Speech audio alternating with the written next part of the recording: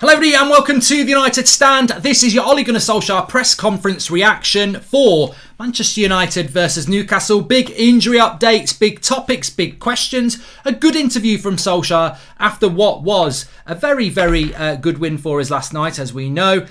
Straight into it though, no time to rest, no time for the wicket. We're straight into another game on Sunday against Newcastle, a must-win game. But similar questions came up again, not just in his press conference. I've seen it in a certain news outlet again.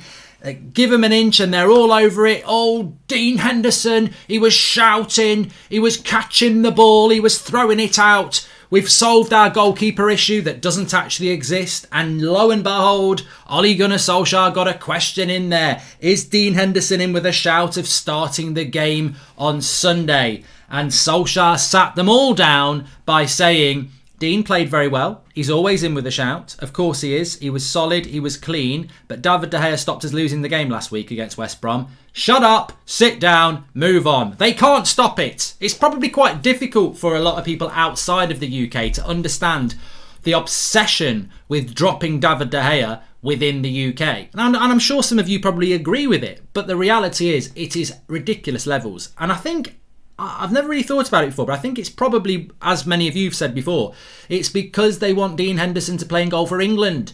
So they want him to play in goal for Manchester United. But the reality is, they are really making themselves look rather foolish now, because David De Gea was brilliant last week and he stopped us losing against West Brom. Dean Henderson played okay last night, mainly because he had nothing to do. He can't dislodge a keeper who saved us from losing last week from catching the ball and shouting a bit. Dean Henderson's the Europa League goalkeeper. David De Gea's the Premier League goalkeeper. What's the issue? Why are they still persisting with this? And what really frustrates me is, yet again, we're talking about something that's totally irrelevant to the progression of this football club. We won and played very well last night because Eric Bailly played next to Harry Maguire and McTominay and Fred didn't have to babysit the centre-backs. Against West Brom, Lindelof and Maguire played. They played trash. And McFred played trash, having to protect them. But no, let's talk about a goal. Let's waste a question and write all about goalkeeping issues that we don't have and ignore the real issue, the centre-backs. Bailly and Maguire should have been a question in that press conference. They played really well. Your team played higher up. Are you going to consider playing Bailly and Maguire at the weekend? And it's not asked. And it's a waste, an absolute waste, talking about the goalkeepers. It's my birthday today. Please call me a prat, as Josh Tate. Well, lots to get in. I don't really want to call you a birthday prat, Josh, but there you go. Mark, I agree, but Dean did have a lot to do. No, he didn't, Luke. Dean Henderson had nothing to do yesterday. I think he had to catch the ball a couple of times. He didn't really get tested as much as you would hope he would get tested if he wants to dislodge De Gea. There wasn't a performance there to dislodge De Gea, is what I'm saying. What De Gea did last week. And why is De Gea, we could spend all show talking about this. I don't really understand where the conversation is. We've got two good goalkeepers. Neither of them really deserve dropping. One's playing in the Europa League, one's playing in the Premier League. And you could argue, as if I was a goalkeeper at the moment, I'd probably rather be playing in the Europa League because there's good teams to play and we might win it. We're not going to win the Premier League, are we? So the problem is, as I said this morning, we should never have put ourselves in a situation when we've got two goalkeepers like this. It was stupid. It was a waste of money. And it left us wide open to these conversations that are now happening, where we're focusing on two very good goalkeepers when we should be focusing on the weaknesses in the team, which are centre-back, CDM and lack of creativity, none of which Dean Henderson or David De Gea can control. But moving towards the Newcastle game, David De Gea was asked about injuries. I think this is a big thing that we do need to discuss. With regards to injuries, obviously no Paul Pogba, no Phil Jones, they're out injured. He's worried about McTominay. He says we'll have to just see how he is tomorrow when we train. We are going to train tomorrow. And Saturday and then Sunday we play Sunday night, don't we? So a light training session in the morning. He's hopeful that Van der Beek and Cavani will be back. Now, this is really good news. Great result last night. Great positivity around that. But this is really good news about Cavani and Van der Beek. Probably more so with Cavani. I mean, I've got a good thing to say about Van der Beek, which we'll talk about in a moment. But we need Cavani back. Van der Beek doesn't really get used as a first teamer anyway, but we do need him back. But Cavani, very, very important, especially for these sort of games. You know, is Rashford going to get 3 or 4 chances like he did against Real Sociedad? No, he's not. Martial, he doesn't look like he's getting chances at all at the moment. So Cavani in this team at the moment, really, really, really important that he's fit. And really important anyway, because I do worry about Cavani's fitness levels. I spoke about that yesterday. He's only started about a third of the games that he could have started, and he's missed games because of suspension, injury, and obviously we bought him and he had to self-isolate. So getting Cavani back is really important. This is a must-win game against Newcastle. We have to win this game. If we drop points, I mean, look, all right, we're all riding high on the Europa League, but the Europa League is stop-start. All right, we've got rid of Real Sociedad, but who are we going to get in the next round? And that we could get knocked out then, or you don't know what's going to happen. In the league, we're in second place. We're in control of that. But if we don't start winning again very quickly, we're gonna have problems. And Solskjaer actually spoke about that in the press conference. So I want to come back to Van der Beek in a minute because there's been some interesting comments from the Dutch press about him today. But let's carry on with this in a moment. The vlog's going to be up very soon, Mason. I had a problem with it, so I'll drop the link in the video description for you. Let me just have a quick look here. Media still going on about De Gea when he's been our number one choice for years, says Devils. Yeah, there's a bias. And Robert McCormack says De Gea hasn't done enough to be dropped yet. Well, I agree with that, Robert. Thanks for the super chat. But I also would say anybody with a brain is very happy with the situation. Like, you could say, what if you went the other way? What if you said De Gea was brilliant against West Brom? Why did he get dropped for Henderson last night? That's ridiculous. You could, De Gea, fans of De Gea could say that. Why did Henderson even play last night? De Gea stopped us losing on Sunday. Why is he not playing in the Europa League? So you can play it both ways. I get that people might say, well, Henderson should be number one. I get it. But the point is, two very good goalkeepers, neither deserve to not be playing games. We've put ourselves in this ridiculous situation that I said was ridiculous at the start of the season. Goalkeepers don't really get injured. So you've got two very good goalkeepers. I don't think either of them are going to play badly enough to be never playing. So it's a problem. It is a problem, and it will be a problem next summer and next season. But right now, we're in a situation where you can play one on a Thursday and one on a Sunday, and that's the best way forward. Career mode will be later on, Ethan Hopkins, about 4:00. So let's get on. So Ollie was asked about 14 games left. Obviously, massive game against Newcastle. Title race. Can Man City be caught? Good question. Good answer from Ollie. He said, all we can do is go into every game wanting to win the game. That's all we can do. We can't control what anybody else does. But we are second at the moment, and our aim is not to finish any lower than that. And I think that's a great answer. He cannot come out and say, I'm David Attenborough. No, I'm not going to do that anymore. If you've seen my Instagram, you know what I'm on about. I just really enjoy doing David Attenborough at the moment. But he cannot come out and say anything else. He can't say we're going to win the league because we're 10 points behind Man City. But what he can come out and say is we're second in the league and our aim is not to finish any lower. And I like that because it sets a target. I like managers who set targets and standards. And Solskjaer is setting a standard there because I'm worried about top four. I don't think second and fifth is far enough apart for me at the moment. And that's why beating Newcastle at the weekend, and then we go into games against Chelsea and Man City. If we beat Newcastle on Sunday, then we go into that massive game against Chelsea. We can give a lot of people the week off. Chelsea are playing Atletico Madrid midweek. They can't do that. We can rest people on Thursday, get a full week off for our first team for the first time in a long time, and go into that Chelsea game next weekend at Stamford Bridge and, not lose, hopefully win. And we open up a big gap on Chelsea again. So it's a massive week for United, but we must start it with a game against Newcastle. But I like the fact that Solskjaer's saying we're second and our aim is not to finish any lower. Because, fourth isn't as good as third, is it, last year? So, progression is to stay second. I mean, look, if by some miracle we can win the league, great. But I don't think anyone's really realistic to us being able to do that. Another good question he was asked as well was how do you get... It was a very good question, actually. It was basically the X factor for Manchester United. How do you get that X factor game to game instead of having it for 10 minutes here and there? And I thought, actually, Ollie smiled about it because it was a bit derogatory to say that in many ways, that, that we play well for 10 minutes. Mark, I can't see the new video. What new video? It's not out yet. My vlog's not out yet, Mass, so you won't be able to see it. I will tell you when the vlog's out because it's not out. I'm going to press public in about 10 minutes on this video, so I'll let you know it's not out at the moment. So I don't want you leaving the press conference to go and watch the vlog. Basically, when the press conference reaction finishes, I'll open up the vlog. But you made me lose my train of thought. So Ole Gunnar Solskjaer was asked that question about the X Factor. How do you get to play game to game? Again, a very good answer from Solskjaer. He said, what we need to do is we've got to learn to adapt game to game. Every game gives you opportunities. Some people will play low block, some people will play high block, some people will give you space through the middle, some people give it down the wing. Against Real Sociedad, there was a lot of space in behind them. Against West Brom, they played a low block and we didn't do well enough in that game. And obviously Newcastle on Sunday will give us something else. It's good that Solskjaer is acknowledging the fact that we struggle against different types, and it's been long established that Manchester United struggle against the low block.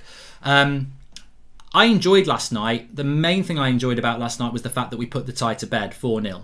And we can give our first teamers a genuine week off, which is well overdue next week after Newcastle. So that's the thing for me. Ollie spoke himself after the game saying that 4-0 might have flattered us a bit, but I don't give a shit. The reality is it gets us through to the next round. It allows players to have a rest. But thank you for the super chat, Tam Tech. But the point I really want to make is that, somebody who doesn't understand football might watch that game last night and think Dan James has got a future at Manchester United, for example. The reality is, if everybody played like us, like Sociedad and Leeds did, we'd be sorted. Dan James could play every week because there's so much space in behind. You defend compactly and then you move the ball very, very quickly from back to front and use your quick players like Rashford and Martial and Greenwood and Bruno. And I know he's not super fast, but he's super quick in relation to what he's like on the ball.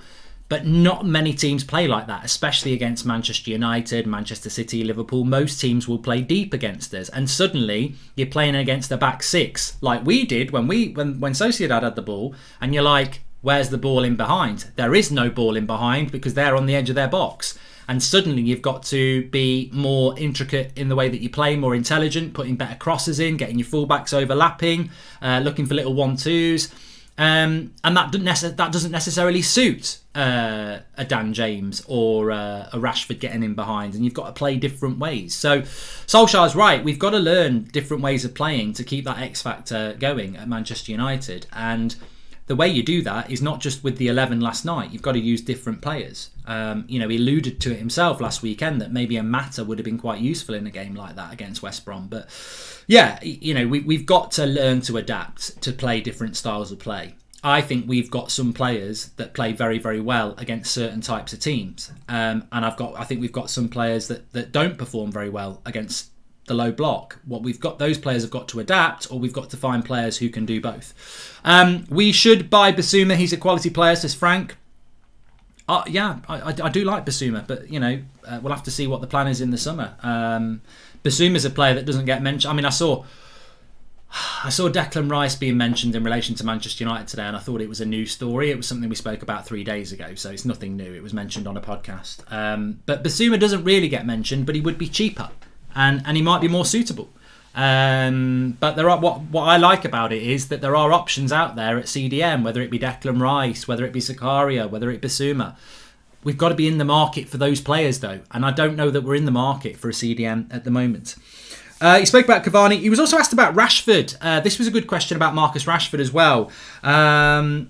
Marcus Rashford missed a couple of chances last night. How does he get up to that next level?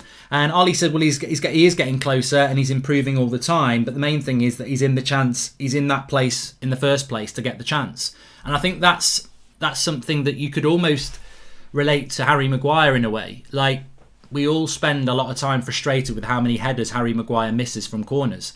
But I always keep trying to say, he's winning them. It's very hard at high level football when a cross comes in to consistently win headers, because there's how many other players are in that box? Maybe 10, and you're consistently winning the header.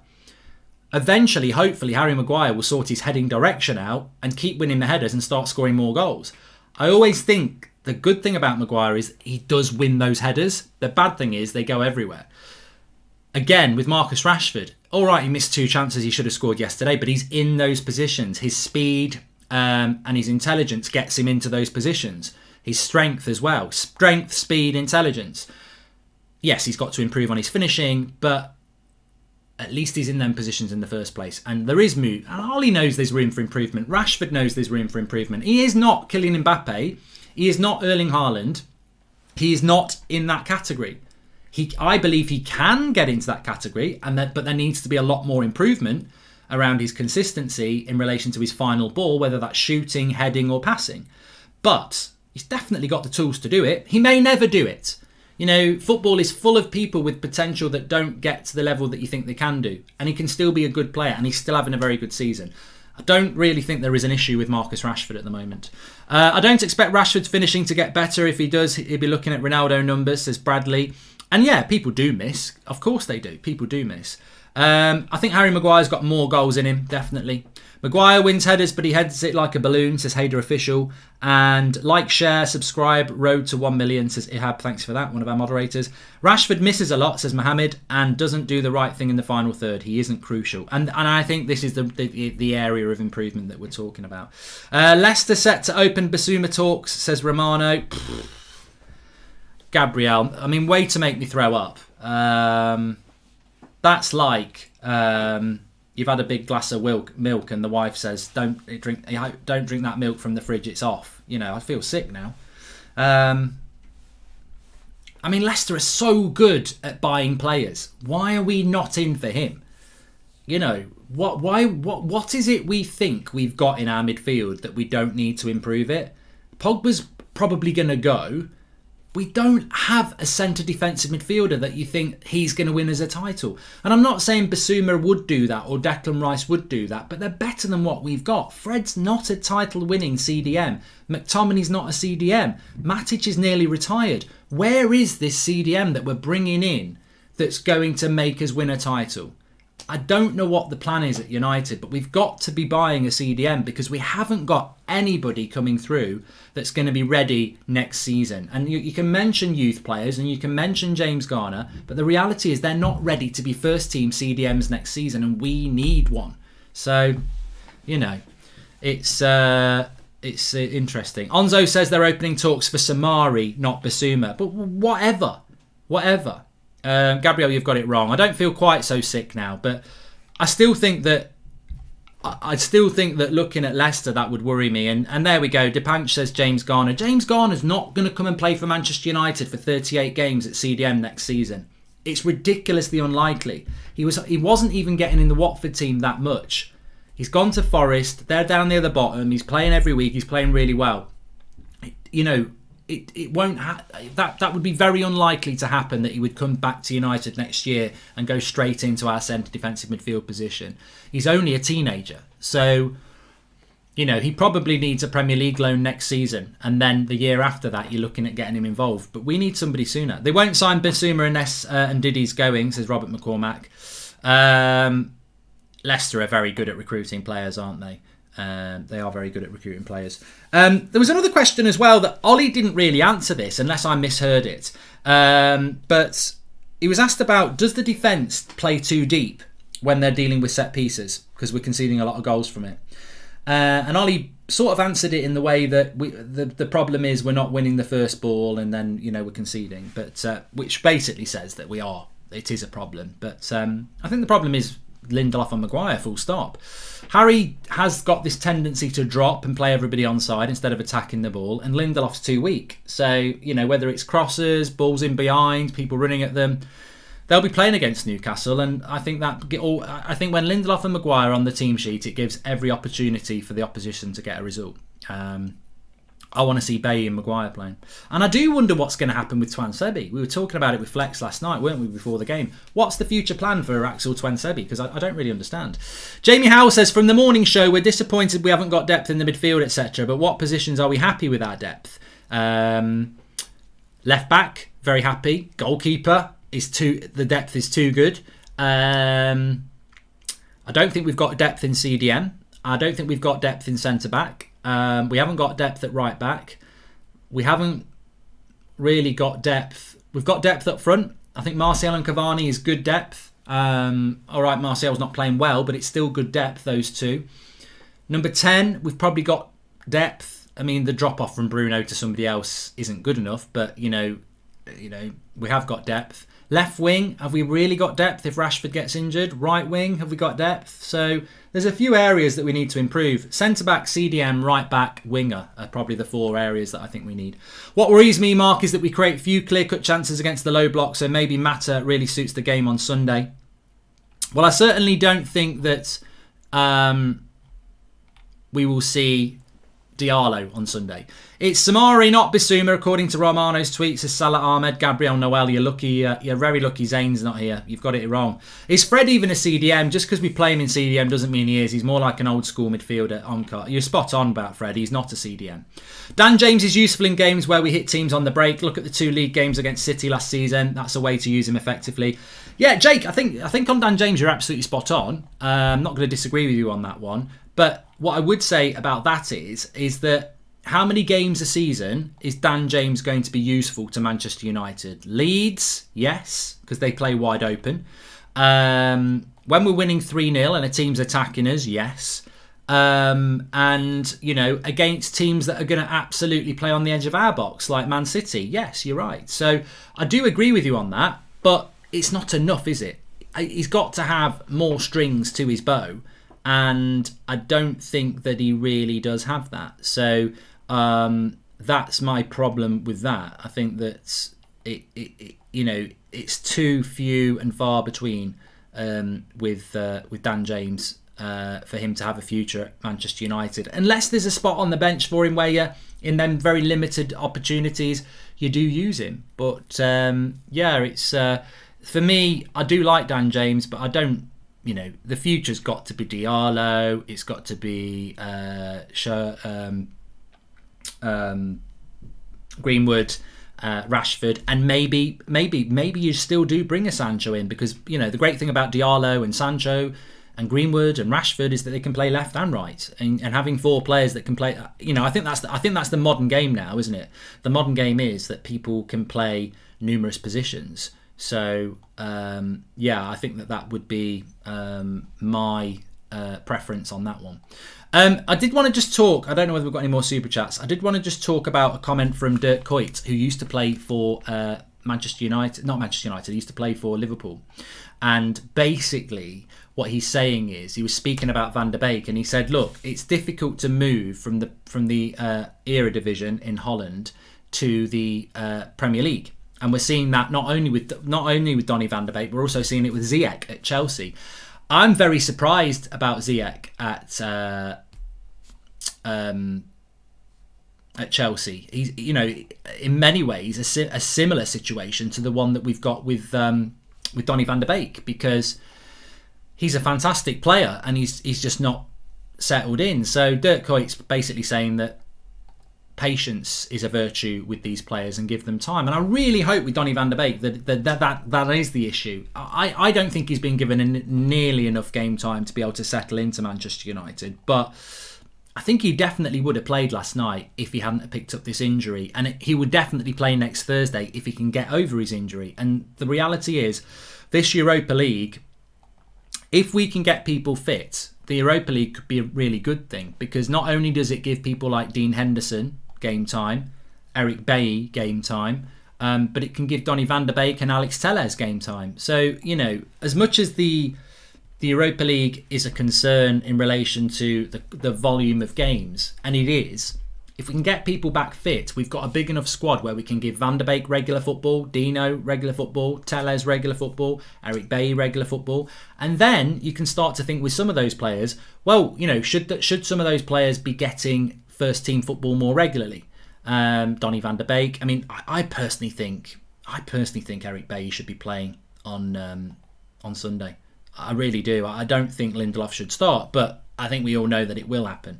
Even if we get a clean sheet, we look vulnerable. Chelsea plays a high line with mediocre centre-backs. We miss organisation, leadership and good coaching, says D. And Angie S, we really need 5 or 6 signings this summer. At least 4 of them are good, going to be in the first team. We need to show ambitious. We are overachieving, says Angie S. And I liked that. I like both those comments, but I do like the comment about, Chelsea's mediocre centre-backs. Chelsea have got mediocre centre-backs.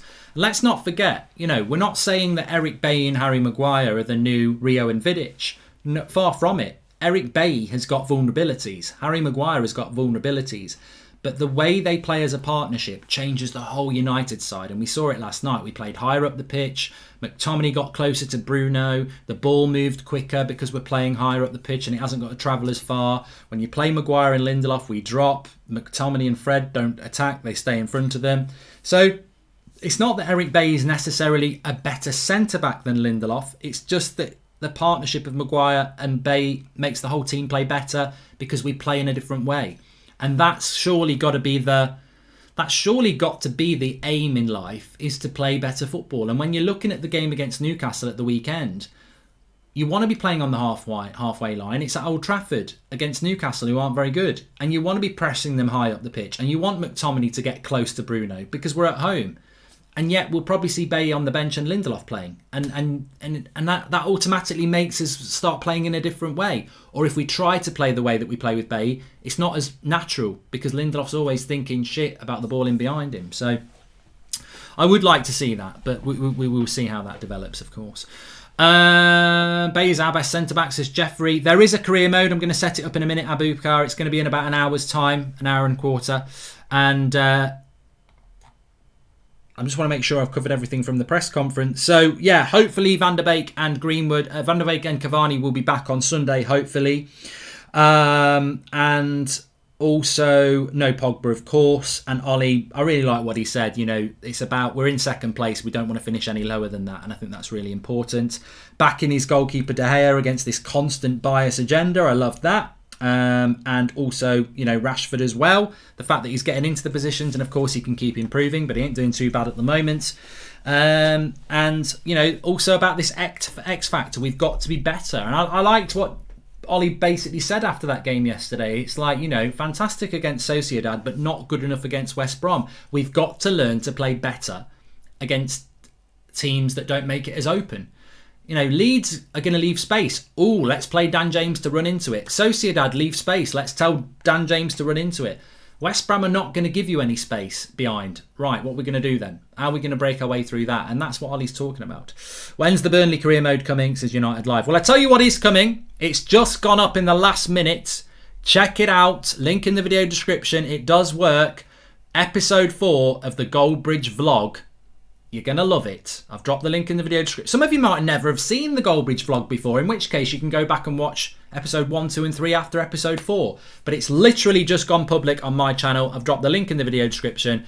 Go and check it out. I've got FIFA career mode coming up at about 4 on Mark Goldbridge, That's Football, and then we're back at 8 o'clock. Going more into the Newcastle game with a preview and the day's news, and it's Friday night, so it's a bit of a Q&A as well. So lots still to come. Make sure you check out the vlog. Links in the video description. You're really going to love it. I'll speak to you in a bit.